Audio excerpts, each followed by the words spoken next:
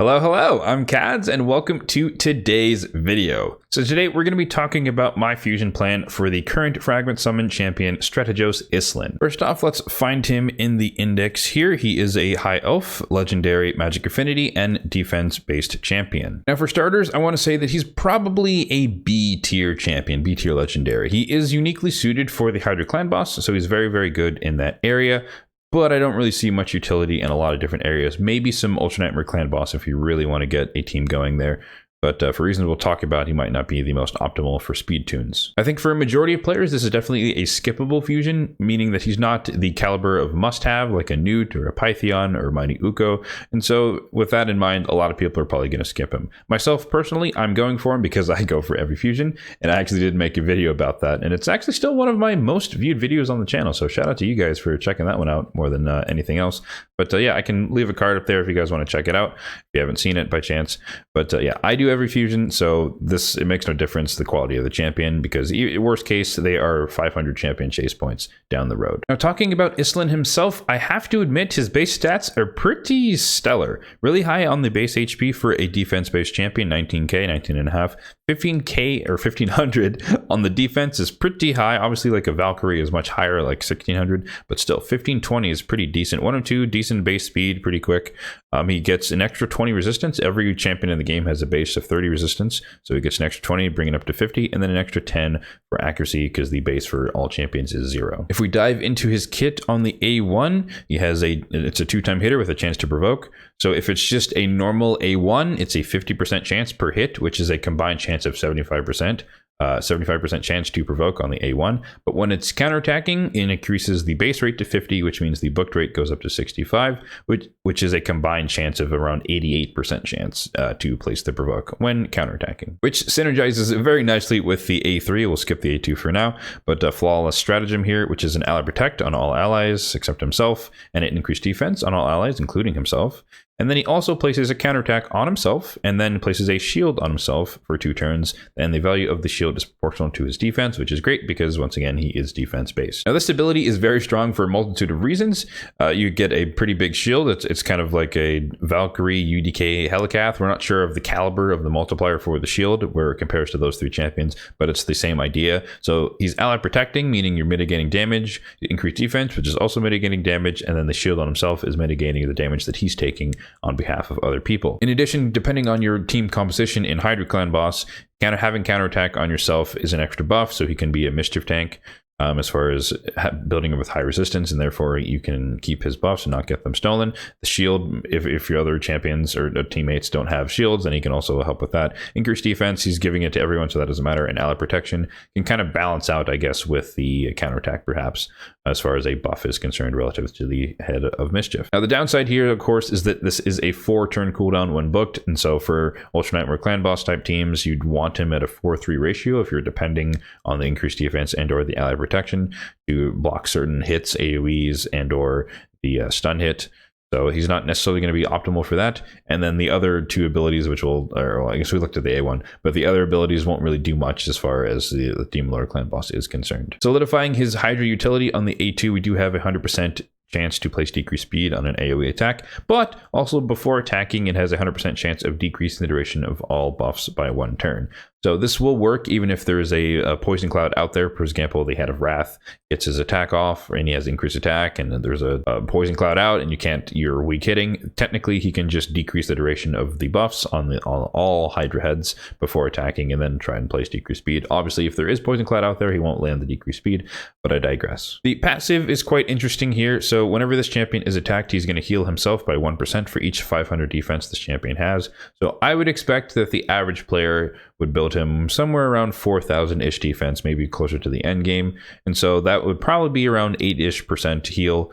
And then he's also going to heal all other allies under ally protection buffs placed by this champion only. So not generic ally protection placed by anyone, only the ones placed by this champion. So it's going to be 30% of that. And so 30% of 8% is, 2 point something. So a little bit less than immortal. I mean, it could be immortal if you get him all the way up to 5,000 defense, but that's a tall order for a lot of people. It's a tiny heal per se because it's just like an immortal set, but it is every time this champion is attacked. And as we all know, the Hydra heads do have a lot of AoE attacks. And so if you're keeping them protected under increased defense, protection, etc., getting a free immortal proc every time he's hit, including especially if he's the Mischief tank, he gets hit by the Head of Mischief as well, even though that one's single target. And so he can add up to a decent amount of healing across the entire fight. And lastly, on the aura, we do have accuracy in all battles by 60%. So a really, really good early game aura if you were to pick this guy up. So if you are one of the few people that are actually going for him, then continue watching and let's talk about my fusion plan specifically. So if we pull up the fusion plan spreadsheet, which will of course be linked in the description box down below if you guys want to check this out for yourself, we have our standard layout here for every single fusion. So I do have categorized every fusion since Python, since the inception of this channel. And so you can always go back and look through the history books as far as what were the different milestones, as well as what I in particular did for each of these previous fusions. But of course, the one we're focusing on today is for Strategos Islin here at the top. So overall layout, we have a pretty standard split of the 4 dungeons. We have 2 classic arena, 1 champion training tournament, 1 champion chase tournament, 3 divers, 3 ardent hands, 1 champion training event, and then 1 summon rush. So this has been the standard composition for a long time now, probably the last like 6, 7, 8, maybe even more fusions. So we haven't deviated much from this. However, the milestones here and there might change depending on the caliber of the champion. As far as noteworthy elements specific to this fusion, I want to say that this is definitely the shortest we've ever had for a legendary. An epic one, which we haven't had yet this year, I don't think. Those are usually a week long and they usually include 1 summon event. The legendary ones always include 2 summoning events. So this is definitely the shortest one we've ever had. And you can see the days here where it's 12 days. And I said it was pretty condensed when we had them in 2 weeks, like Emic and Newt, being a 13 and 14 days respectively. But we're even more condensed here. We have 12 days, the shortest fusion for a legendary that I think we've ever had. For the pinch points, or points where you're going to have to allocate your energy appropriately between 2 different styles of events, we do have the start of the fusion where we have the champion training overlapping with the Fire Knight and the Spider, and the end of the fusion where we have the champion training event lining up with the Dragon and the Ice Golem tournaments. The other thing to note here is that we actually have the lowest high tier milestone that we've had, or high threshold we've had in a long time for the summon rush. It's actually at 3,000 points. The usual base has been around 3,500. So I know a lot of people, complain about the inflation of all the events and fragment and fusion events in the game, but for once they've actually gone down. So if we just take a quick reminder through previous ones, I think Emic was a bit special in his case, but we had 5,400 for Newt, we had 3,500 for Loriaka and Jetney, which is pretty standard. Razelvarg was 49.25. Same thing with Suprema Lane, 4,300. So we've definitely had them be on the higher end as well, somewhere on the edge of 10 sacreds. But the base was always, at least in the past, used to be around 3,500. So it's pretty uncharacteristic to see one all the way down at 3,000, and that's pretty useful. And the other thing that's kind of intertwined with that point is that there's less extra fragments overall. But if you're skipping the tournaments where you can win extra fragments, then the total amount of fragments you can acquire for the fusion is 110. And the reason that this is unique to the Summon Rush is that normally there's an excess of 15, and normally the Summon Rush has 20 fragments, a 5 and a 15 node, but in this case it has a 5 and a 10 node. And this time around, honestly, because of how painful dungeon divers have become, and we can already estimate, we see one live in game where it's 3,700 points for a 3-day event, and so I'd expect the rest or the same for the rest of them. We're in the position here where if you have the extra shards, I would definitely recommend, and that's what I'm going to be doing. You can see here my plan is to pull 6 sacreds just to get the 3,000. You could also do 4 sacreds and 1,000 mysteries if you have a bunch of mystery shards, or you could do a bunch of mystery shards if you wanted. And that would allow you to skip 10 fragments because you're getting the extra 10 from the Summon Rush. And in my case, what I would do is I would skip the first 2 dungeon divers because they are the worst. And I would just do the last Dungeon Divers because, one, it's near the end of Fusion, but also it happens to perfectly start with the Ice Golem. Oh, wrong day. It happens to perfectly start with the Ice Golem tournament, and so you don't have to wait for a day or something. You can get immediately started into Ice Golem and get the Dungeon Divers going. And it's also going on with the end of the champion training, so you kind of double dipping as far as two different events, two different things where you have to use energy anyways, and both of them are contributing to Dungeon Divers. So I've already given away a couple of hints as far as my unique approach to this, but you can also take a look down here at the energy plan, which I do for every fusion, which I just tell you guys how I plan to spend my energy throughout the fusion. So you can see here that I purposefully, despite Fire Night starting yesterday at the time of this recording at least, I plan to start Fire Night today so that I can double dip with the Dungeon Divers event, just because you get more points for running dungeons than you do for running campaign.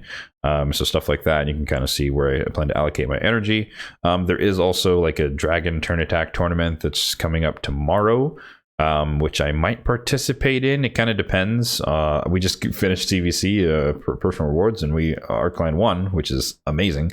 We rarely win PR CVCs because they're just so difficult. But I got a huge chunk of energy that I might either use for that tournament, or I might use for champion training or Fire Night or some combination. But since I'm going to be pulling the extra sacreds, I have the offloaded pressure of the Dungeon Divers, or not having to complete the Dungeon Divers, and so I don't necessarily need a bunch of excess energy for the purposes of the fusion, so might be able to use it in other areas. Another thing to note is that technically the last weekend that we had for 2Xs was a triple double or triple 2X, so we had all the shard types, and I think in the past usually that just means that we don't skip whatever the 2X was supposed to be. I think it just gets delayed by 2 weeks. I could be wrong. I might be misremembering. So I'm thinking that since we didn't technically have 2x sacreds, the next following champion chase will be 2x sacreds, but it could also be 2x void if we did just skip 2x sacreds. So the pattern is usually ancient, sacred, void, or alphabetical order. And so if we miss 2x sacreds, then it's going to be 2x void, and I'll update it accordingly when we know. And the last thing to note about the spreadsheet, for those who are less aware, the asterisk here just means it's a predicted value. A lot of them are educated guesses based on previous events, based on how many days the events are, etc. And then in parentheses, I usually put for the cost what I actually do. So in this case, you can see that I already did the artifact enhancement, and I spent 18 million silver. I budgeted up to 25 just because it depends on your method as far as spending silver on upgrading gear to get it. But for me, with my methods, I spent 18. As far as the current events in the game, we kind of already hinted at it that we're starting off directly with the pinch point. So we do have the overlapping of the Fire Night tournament as well as the champion training tournament. And like I mentioned, I held off on starting the Fire Night because Dungeon Diver was beginning today. But I also didn't know that the Summon Rush is going to be so generous, relatively speaking, and so I could have technically just started this yesterday and continued on, but this is 2250, pretty standard amount, and so we're definitely going to get the fragments here over the course of the next couple of days. But we're also working on the champion training, and the way I usually like to approach these is I break it up day by day, and I get the amount of points that I need for that day. And so because I was focusing on champion training yesterday, I'm a little bit ahead. So I'm closer to like a third of the way there, even though it's a 4-day event. And obviously, if you're just going for the fragments for the fusion, you only need to get to 5,000, 5150. But legendary tome, you guys know me, Tome Chaser. So we're going all the way up to 10,000. It was a 4-day event in total, which means that roughly you need to do around 2,500 points a day. And you could see on day one, I did around 3,000. So well on my way. I might just do this in 3 days just to make the last day a bit easier and switch over to, I think, a Spider, I think it was the next tournament. So that might make it a bit easier on myself. There's also the Dragon Attack tournament that I mentioned starting tomorrow, which I may or may not participate in. It depends how badly I care about the Cold Heart skin, how bad the group goes, and what the rewards are on the right. Classic Arena is always a cakewalk unless you're like in the low tiers of bronze or silver in the arena, but you just use your daily keys and you're basically good to go. For the events, no offers, please. For the events, I mentioned that I already finished the artifact enhancement as far as I am concerned. So we got all the way out to 4775, 18 million silver, maybe a little bit more because I was checking some gear and tweaking some builds.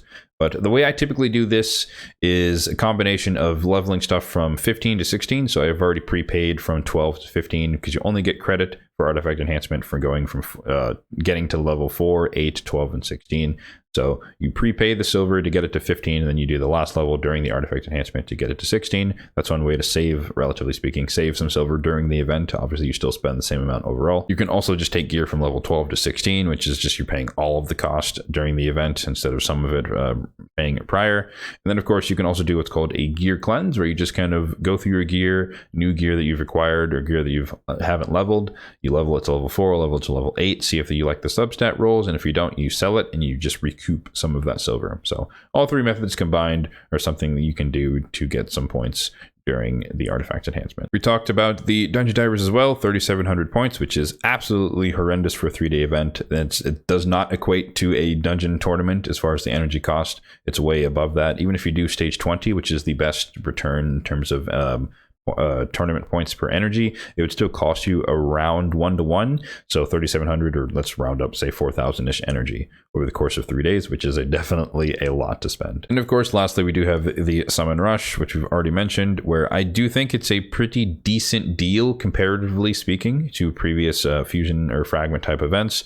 So if you can budget it, well, first of all, if you're going for the fusion at all, but if you can budget it, I think it's definitely worth it to pull the extra 2 sacreds just to save a bunch of energy on the dungeon divers, unless you really just want to run some dungeons, and maybe that's some people out there who care more about getting gear than necessarily saving on some shards. So I'll leave that decision up to you, but you know what my recommendation is for this fusion. The last thing to note is, of course, the supply count at the start of the fusion. So I've already spent some of the silver and some of the gems as far as doing some of the things yesterday, but we'll just say that my gem count yesterday was around 4,350.